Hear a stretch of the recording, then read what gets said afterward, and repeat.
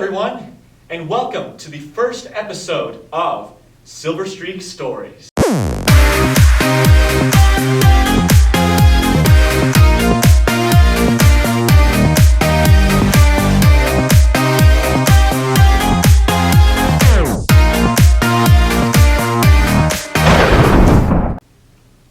Today's a special day. Not only is it the first week of the second semester, but it is also the first week since October that the entire student body can attend school together in person. So special thanks to all the teachers and staff who have been working tirelessly in order to ensure that the school may remain open full-time. You're probably wondering what happened to Silverstreak News and what Silverstreak Stories is. Silverstreak Stories is essentially Silverstreak News, but instead of simply feeding you updates about school news and events, we seek to promote content that uncovers the lives in detail of our school and community members. And we didn't forget about any of your favorite segments such as Sherlock Logan or Around Town. But we will also be incorporating multiple new segments like Who's New, Teacher Talk, and A Word from the Wise. Before we go any further, we have an exciting announcement. Yes, we would like to welcome a brand new member to our Silverstreak Stories team. May we present to you Scott Ellison.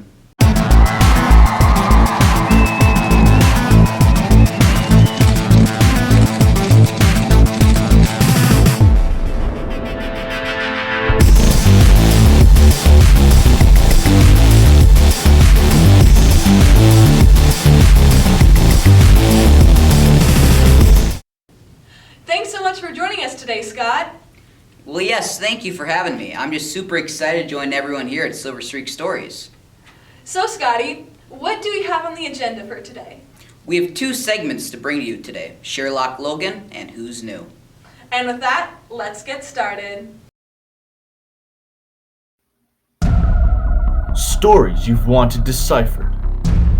Questions you've wanted answered. Puzzles you've wanted solved. One man is there to get things straight. Sherlock Logan.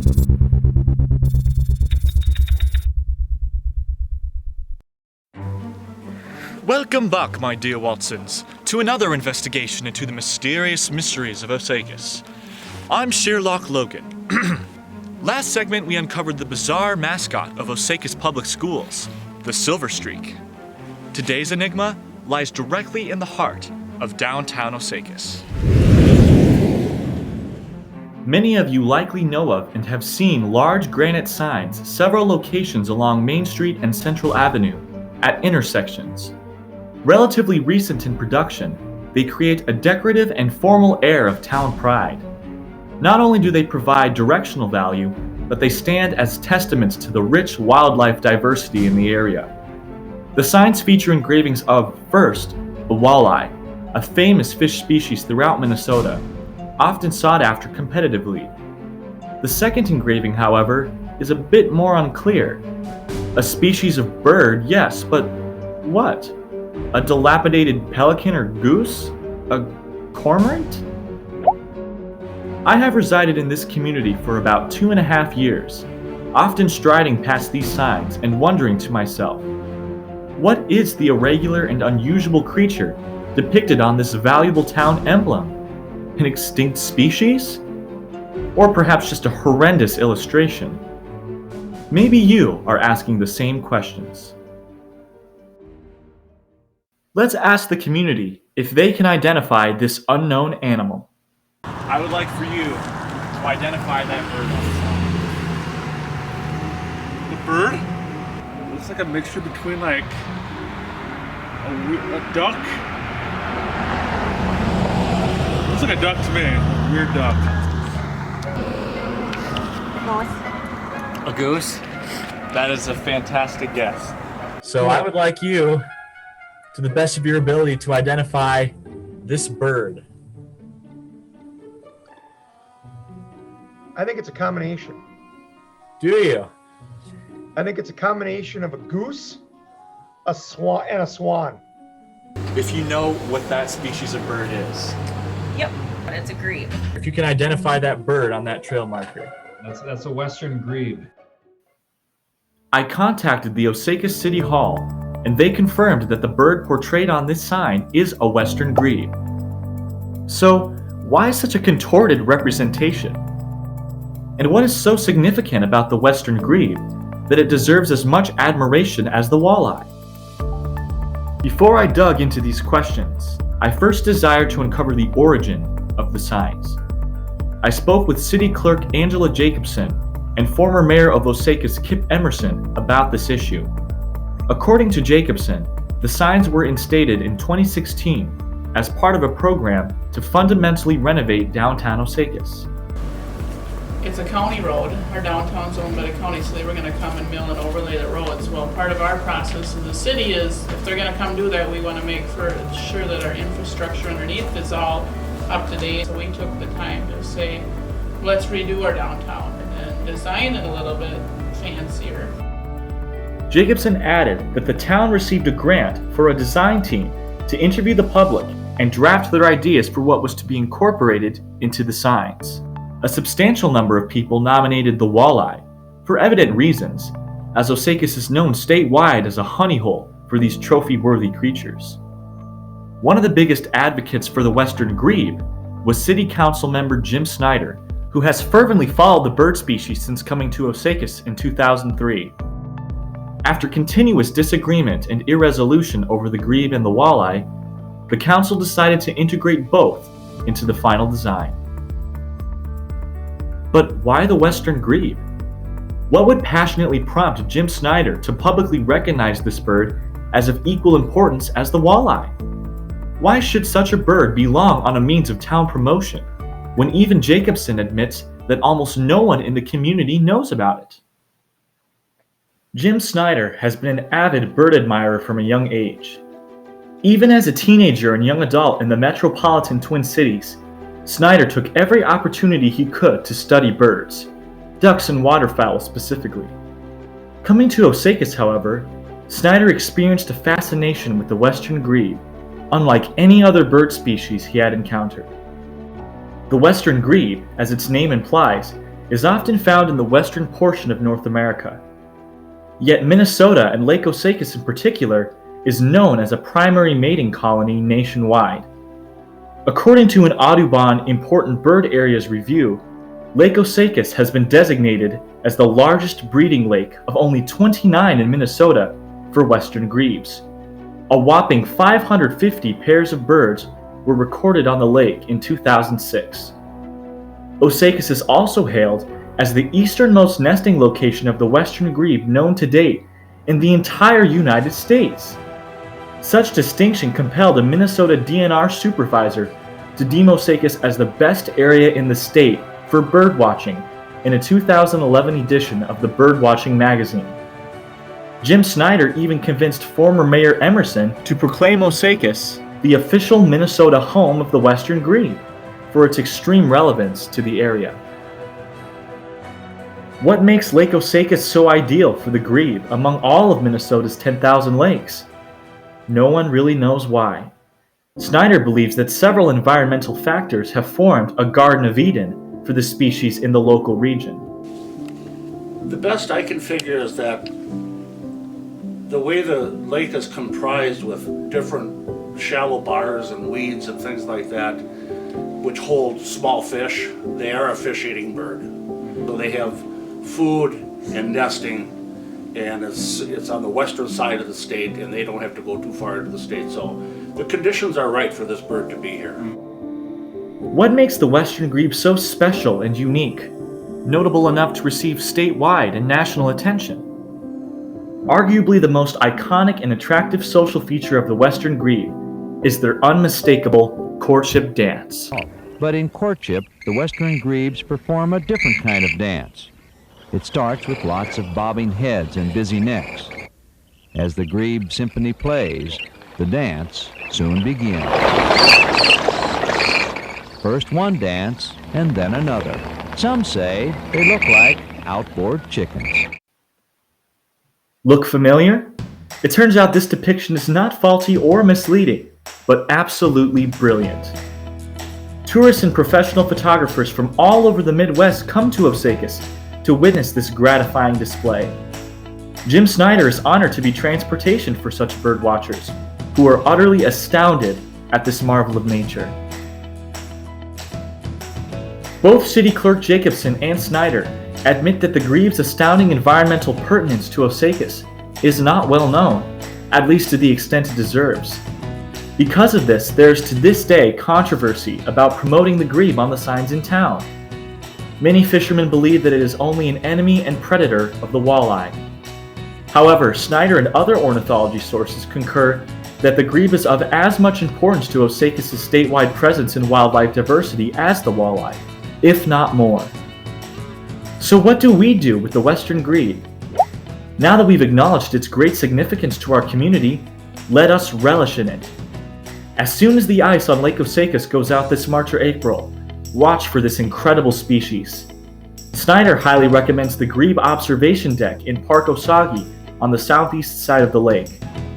Better yet, take a pontoon out and observe the bird symphony from a closer view, specifically among the 2 Mile Bar, the grebe's typical nesting area, Battle Point, or cattail habitats. You will be happily surprised and convinced that Lake Osakis deserves its place on the list of birdwatching phenomena. No grebes today. Finally, when your family from out of state is strolling through town, and they stop to wonder at the engraving of this puzzling ornithoid, you will be prepared to answer.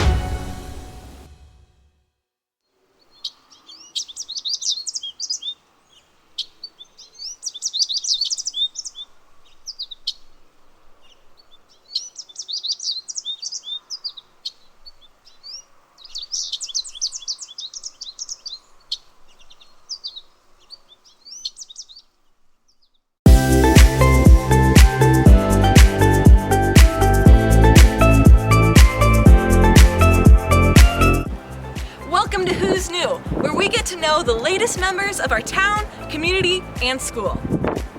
Over the past several months, Osakis has welcomed multiple new teachers and staff to their school. Today, I'm going to interview a couple of these new individuals to get to know them a little better. I'm here today in the Ag Room with Miss Pratt, our new teacher of agriculture education. So, Miss Pratt, would you mind giving us a brief history of your life before Osakis? Yeah, so I am originally from Little Falls. I grew up on a farm with my dad, my mom, and my sister. We had cattle, sheep, a few pigs, some chickens, a couple goats, a little bit of everything. And then I went to the University of Minnesota Crookston and graduated with an ag education degree. And now I live in Staples with my husband, and we have about 90 sheep right now. So, what are some of your hobbies? Some of my favorite things to do are crafting. I really like spending time outdoors, so I spend a lot of time walking through the woods or trying to find different places to take pictures. I really like photography as well.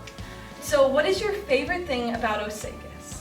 My favorite thing about Osakis, I would probably say just the community aspect. Like, everybody's so welcoming, and I've had a lot of fun so far this first semester being here. The kids are great, the faculty is awesome to work with.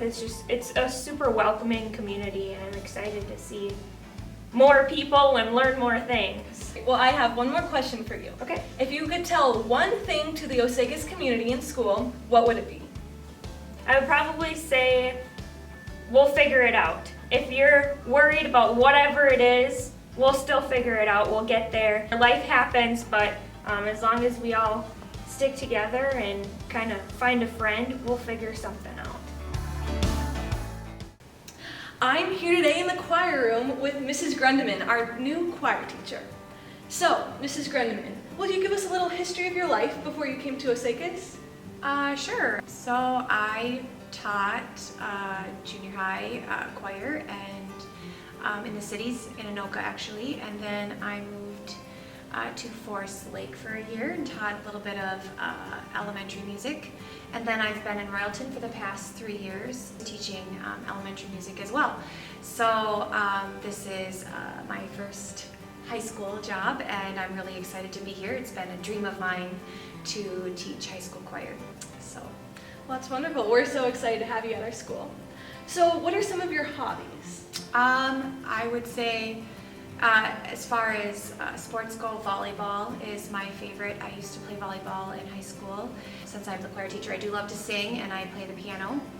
I also really like to spend time with my family. We like to go on bike rides. I have a 4-month-old and a 2-year-old. So just getting to experience life with them, and especially new experiences for them, is such a joy. So I would say spending time with my family is also a pretty big hobby. What is your favorite thing about Osakis? Your lake. Oh, when we moved up here and we got a boat, Lake Osakis is amazing.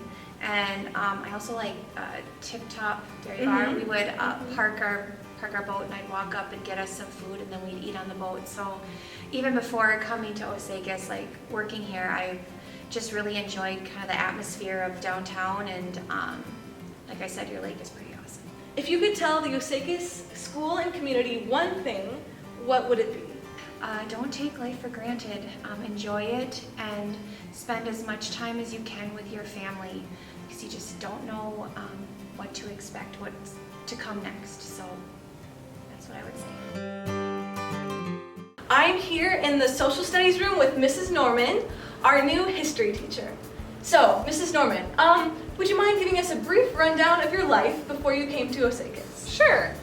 So before moving to my family lives in Alexandria, we lived down in the cities. My husband and I both went to college at the University of North Dakota, and then after graduation moved down to the Twin Cities. That's where my family was. So for the 5 years prior to this, I was a 7th grade American history teacher at Maple Grove Middle School. So a big adjustment coming here. I'm used to very big class sizes and lots of students. So a big shift, but I love teaching history, and I've really loved the adjustment to a little bit smaller community as well. So what are some of your hobbies? So as I mentioned, my family just moved here this summer, so I've got 3 young kids. So I always say it's kind of hard to have hobbies when you've got like little kids, because what they want to do is what you're going to do. But we are very into hockey. The University of North Dakota has a great hockey program. So we watch a lot of college hockey. My oldest son plays hockey in Alexandria. So we do a lot of hockey in the winter, and then in the summer we love to be out on the lakes. That was a big draw to come to Alexandria. Cool. So what is your favorite thing about Osakis?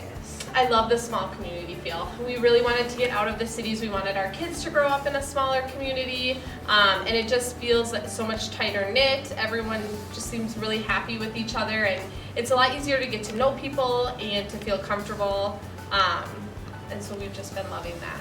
So if you could say one thing to the Osakis school and community, what would it be?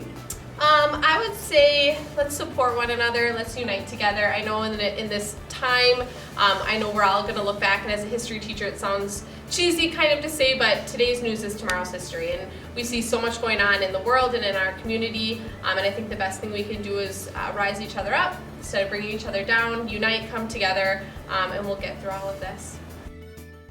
Thank you for joining me today. It was wonderful to get to know the new teachers of our school a little better. And to all the individuals new to Osakis this year, the Silverstreaks want to sincerely welcome you. Well, that's a wrap on Who's New. See you next time.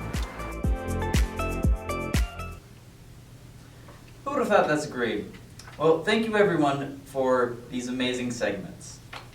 Yes, and before we end our episode, we have a special message to our beloved Spanish teacher from the Osakis Spanish students. Senor, this is for you.